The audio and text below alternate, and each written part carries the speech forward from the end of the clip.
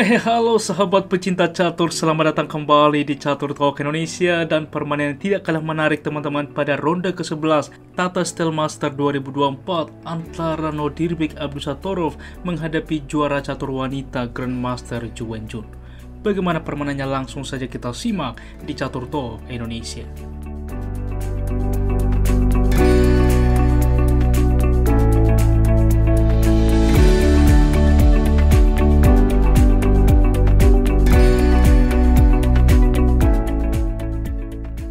Balas teman-teman, di sini Nodirbek Abdusattorov putih melangkah dengan pion ke 4, dibalas pion ke E5, kuda ke F3, kuda ke C6 dan gajah ke C4, pembukaan Itali di papan.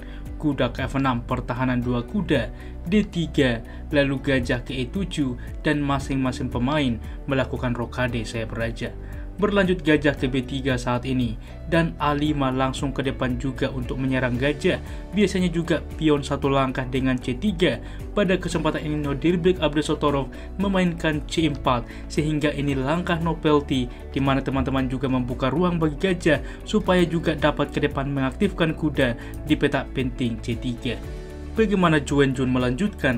D6 ia mainkan, lalu gajah ke E3, kuda ke D7, dan gajah ke 4 saat ini kembali menyerang kuda dengan harapan ke depan pion bertumpu. Kuda ke B4 dan A3 mengusir, kuda mundur ke A6 dan kuda ke C3 mengaktifkan saat ini. C6 berlanjut, tentunya juga mencegah kuda ke depan untuk aktif di sentral. Lalu gajah ke C2, berlanjut kuda ke C5 dan B4 saat ini menawarkan pertukaran juga mengancam kuda. Kuda ke E6, lalu menteri ke D2, semuanya sudah berkembang, benteng sudah terhubung. Kuda ke F6 saat ini, lalu kuda ke 4, lagi-lagi ke depan menempati petak penting B6. Pion memukul pion, pertukaran, dan B5 saat ini. Bagaimana melanjutkan? Terlebih dahulu pion memukul pion, pertukaran, dan kuda fokus rencana ke B6. Ada sesuatu yang menarik untuk didiskusikan. Salah satu juga opsi yang cukup menarik, gajah dibuat ke B6, di mana menteri ke D7. Di sini kuda terancam, kuda mundur, lalu benteng bisa memukul benteng, pertukaran, D5 menyerang sentral. Di sini benteng dapat ke A7, sebuah pilihan yang cukup menarik. Menteri ke C6, benteng dapat memukul gajah, pertukaran menteri juga memukul gajah. Kuda dapat memukul pion sentral mengancam menteri, pertukaran kuda terjadi, dan menteri juga dapat mengancam benteng. Benteng berpindah, menteri dapat memukul pion. Inilah kira-kira posisi yang terjadi dan masih sebanding ketika gajah yang dimainkan ke depan ke petak penting B6. Oleh sebab itulah kita kembali. Dan pada kesempatan ini Nodirbek Abdusattorov memilih dengan kuda yang ke B6, lalu benteng memukul benteng, pertukaran, dan di sini pion melaju ke sentral, sebuah opsi. Gajah dibuat berkembang untuk juga menguasai diagonal. Gajah ke B3 berlanjut, lalu pion baru ke D5. Benteng ke A7 menekan juga gajah. Di sini pion terlebih dahulu juga memukul pion mengancam kuda. Kuda memukul pion sentral, lalu menteri ke C7 mengancam kuda juga melindungi gajahnya. Dan inilah teman-teman bagaimana Super Grandmaster mengkalkulasi dan cukup sulit untuk ditemukan. Jika Anda putih, kira-kira apa yang dimainkan putih di dalam posisi seperti ini? Bagaimana teman-teman? Selamat bagi Anda yang bisa menemukan. Anda luar biasa jika menemukan kuda memukul pion F7.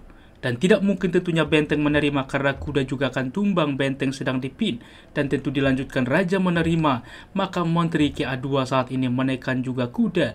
Dan menteri ke C6 mensupport kuda teman-teman. Cukup logis, akan tetapi inilah pancingan dari Nodirbek Abdusattorov. Sebelumnya opsi terbaik ialah dengan benteng ke D8, menguasai file terbuka, mempersiapkan counter attack juga ke depan untuk pion ada bebas promosi dengan mengorbankan kuda. Sebagai contoh, gajah menerima kuda skak, raja ke F8 mengamankan diri, gajah ke D5 di mana menawarkan gajah juga menghalangi pion saat ini, maka kuda dapat saat ini memukul gajah, di mana kuda memukul kuda, di mana gajah dapat memukul kuda menawarkan pertukaran menteri. Menteri bisa juga langsung memukul gajah, benteng menerima, benteng memukul menteri. Di sini dapat pion memukul pion yang mengakibatkan posisi ini pun masih sebanding. Akan tetapi kita akan melihat bedanya ketika dimainkan saat ini, mencoba mensupport kuda dengan menteri ke C6, maka lagi-lagi opsi terbaik benteng memukul gajah teman-teman. Sehingga menteri menerima tetap melepaskan kuda, gajah baru memukul kuda skak, raja ke E8, maka pion memukul pion baru saat ini. Menteri dibuat memukul pion. Dan lagi-lagi teman-teman, ini juga sebuah langkah brilian yang ditemukan oleh Nodirbek Abdusattorov, yaitu dengan kuda ke D5. Mengapa langkah brilian? Di sini gajah ke D8. Karena yang pertama, apabila diterima gajah, maka kuda ke C7 skak, Menteri akan tumbang, jelas menang telak dari putih. Apabila yang kedua kuda menerima kuda, maka di sini Menteri terlebih dahulu melakukan skak. Gajah menutup, tentunya Menteri ke C6 skak. Raja ke E7 dilakukan skak oleh gajah saat ini. Benteng menutup dilakukan skak oleh Menteri teman-teman. Raja ke F8, maka simpel Menteri memukul gajah. Hasilnya adalah skakmat. Merupakan pilihan yang cukup menarik. Dan kita kembali ke partai aslinya. Dan oleh sebab itulah teman-teman, bahwa kuda ke D5 merupakan langkah brilian dan gajah ke D8 dilanjutkan, maka H3 simpel saat ini. Langkah tunggu membuka juga ruang bagi raja ke depan, menunggu apa yang bisa dilakukan oleh hitam. Benteng ke F7 dimainkan, maka Menteri ke A6 teman-teman. Opsi terbaik mensupport juga gajah tetap, juga mengancam pion. Kuda dibuat baru memukul kuda, maka Menteri ke C6 skak. Raja ke F8, Menteri juga langsung ke D6 skak. Apabila salah melangkah, tentu Menteri tentunya memukul gajah skakmat, karena apabila melangkah ke G8 maka benteng dipin. Raja ke E8, maka gajah saat ini juga baru memukul kuda, tempo mengancam Menteri. Menteri ke E7, akan tetapi simpel Menteri ke C6 skak. Dan setelah langkah ke-34 ini, Zhu Wenjun menyerah. Mengapa Zhu Wenjun menyerah? Karena apabila dilanjutkan raja berpindah ke F8, maka tentunya saat ini gajah dapat aktif, Menteri akan tumbang. Apabila juga di sini Menteri menutup, dapat gajah juga memukul benteng skak, raja menerima, Menteri tumbang. Raja berpindah ke E7, gajah ke C5 skak, memaksa menjauhkan juga raja, sehingga di sini Menteri tumbang. Jelas dalam skala Super Grandmaster sangat mudah ke depan bagi Nodirbek Abdusattorov untuk memenangkan permainan.